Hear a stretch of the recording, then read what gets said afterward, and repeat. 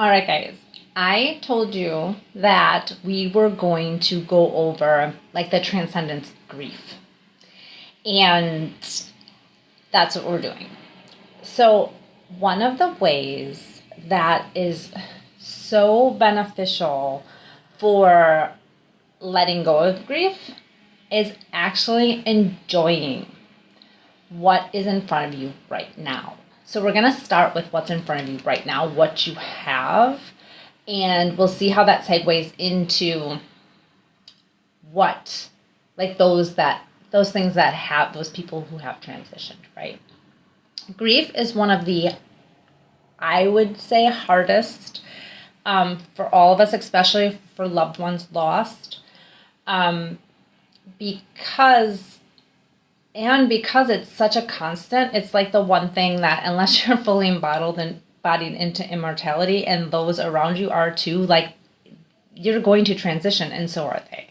So it's so important that you actually acknowledge that. And I think so many of us, and yes, I've been there, right? So many of us, like, don't look at that because there's fear there. There's been loss of life, there's been loss of loved ones, and there's fear sitting there, right? So what I'm going to tell you is that you can enjoy what's here right now. Those things, those people in your lives, enjoy them.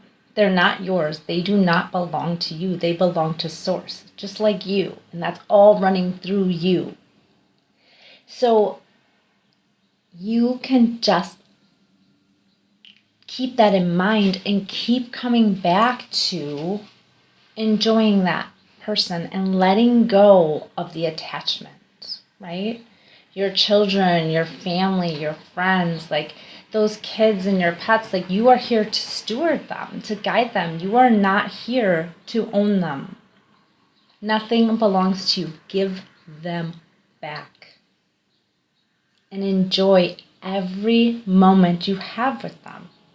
Worrying does nothing for you or them, but actually puts more of that, like, negative contraction into your body and onto them. So anytime you're worrying, or it's fear, because you're not trusting yourself. You're not trusting that everything comes from Source and everything transitions back to Source. Okay? So that's where I'm going to start with this. And basically, when we transition back to Source, it's like tone, okay? It's frequency, vibration equals tone. So like when you get into mediumship, when Spirit starts talking to you and you're talking to, like, your dad who's transitioned, or your friend, or somebody you barely even know that has a message for you to give to somebody else, that's all coming through from that, like, signature frequency of that tone. And like, seeing them in that way, it's a permission slip. It's all giving you permission to, like, embody the tone, that part of them that you require, right? That you haven't embodied, and that's why you're missing them, right? And then also to pass that on to the other person that you're being asked to pass along to. So that is a tone that they're requiring. That's why it's coming through to you for them. You're their permission slip because they don't have access to that. So even though I have access to spirit and mediumship, there are some times where some of that comes through somebody else, because I have to embody the tone. I'm not realizing, like, how much of what I needed in that moment. So that's the second piece, is that when somebody transitions, when anything you love, actually, it doesn't have to be a person, it can be a place or a thing that's been left behind, you have to then embody what you feel you needed from that's why you're missing them. You feel like you're missing a part of you, but you're not. It's a part of you that you haven't embodied, that you've given away because you weren't taught to grieve properly. So grieving and getting it out, awesome. Like, have the cries, get it out, but be conscious of it. Like, sit with it, be aware with it, be with yourself. Don't allow yourself to spiral into that, because that's causing more grief. So those are some of the things that I can help you with here and give you now. And I want to say that, like, when you hear me speak about, yeah, we know they're not gone because we can see spirit. Like, when somebody is in a grieving process, when somebody has just passed on and they're like, ugh, they're feeling like the pull of missing them, no matter how much work they've done, because until it happens, you can actually think that you've gotten away from, like, that you've let go of the attachment, but until it physically leaves, you actually don't know how much of the attachment you've released. And there might always still be a piece that's like, ooh, that's left. I have to grieve it. You're a human being, right? You're a light being, but you're on this earth as a human, so it might still pull from you no matter how much work you've done, right? And so, like, telling somebody straight out, like, hey, you're not enlightened because, like, you don't know they're gone, right? They're not gone, that they're still here. That's not compassionate. That's not helpful. However, how it is helpful is if that happens to you, that can show where you're in apathy, right? And we've been talking about apathy, and we've been talking about grief. And you can tell if you're in apathy and grief, because apathy is like no one can help me. Like, this is just a lost cause. And grief is like, I just need help. And the thing is, it's all inside you. And you have access to other people to help you. And all the tones and the permission slips. And, like, when something comes through for me to share for somebody else, I'm tasked with doing that, whether it feels comfortable or not.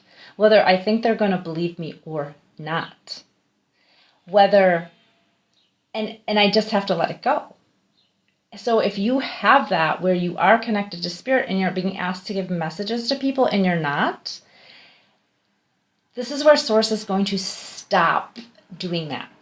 It's going to stop bringing anything into you, because you have a gift of bringing tones to people that need to be embodied. And you just have to give what comes through and just let it go. Because whether they believe you or not, whether it's uncomfortable or not, you're all getting what is needed. You're getting the tone you needed, the trust in yourself, maybe the love that you still haven't given yourself, or that piece of that person that they can give you. Even if you knew them for a split second or didn't know them at all, you still can feel what it is that you might not have embodied yet. And then you give it to them, and then you let it go. That's on them. That's their reflection. Maybe they don't want to hear it. Maybe they're like, no. But it's okay, because maybe a piece of them is like, what if this is true? And you're sparking it and planting seeds, and you're helping them to feel the love. And maybe, because I've been on both sides, where I've been like, oh my gosh, I have to share this, and and I'll tell you that every time that I've shared, like, half shared, or been like, yeah, this is what came through, or like, I'm just sharing because, like, I have to repeat it somehow. Like, I didn't speak loud enough, or they didn't get the message. Like, I had one come through where they didn't get the message, and it was on Instagram, but they were messaging me on Facebook, or something happens where I actually have to do it again. And that's come through, like, in the grocery store as well, when I've been tasked with, like, say this to this person. And I've been like, I'm supposed to tell you this. And they're like, huh? And the low talking just, like, didn't work at all, so I had to do it again. I had to trust. So you have to trust in all these different ways of however that is moving through you. Because the more, I'm telling you, when people pass, they are happy.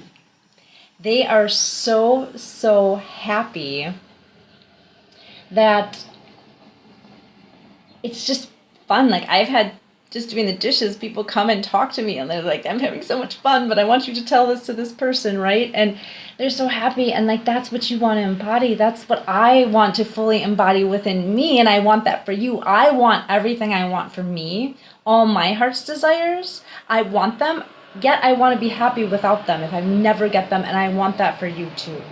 So I want you to be able to start to embody these thanks for all the love, guys. To start to embody what it is you feel that you're missing from that person that's left you.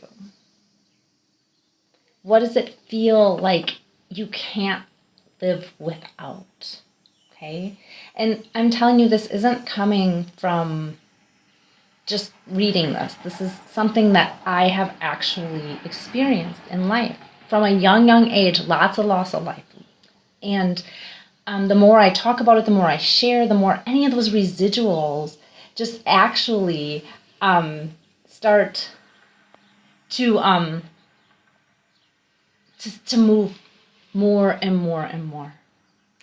And I'm so excited that I've got to share this. It's been sitting and waiting and wanting to come through, but there was other pieces that had to move before I could, and I've shared it in Patreon and in YouTube and podcasts, but I haven't done it live.